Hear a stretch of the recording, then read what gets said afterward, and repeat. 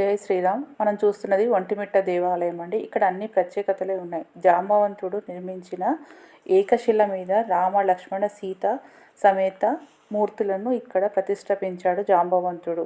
హనుమంతుడు లేని ఏకైక దేవాలయము ఇక్కడే ఉందండి. ఇక్కడ ప్రత్యేకత ఏంటి అంటే పౌర్ణమి రోజు రథం తిరుగుతుంది, రథోత్సవం జరుపుకుంటారు.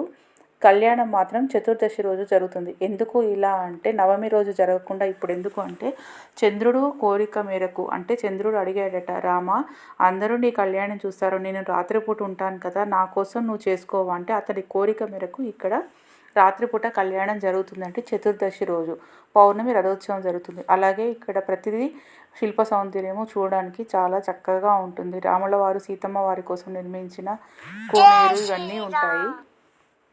హనుమంతుడు ఎందుకు లేడంటే అప్పుడే వనవాసానికి బయలుదేరిన రామలక్ష్మణ సీతకు ఇంకా హనుమాన్ పరిచయం కాలేదు.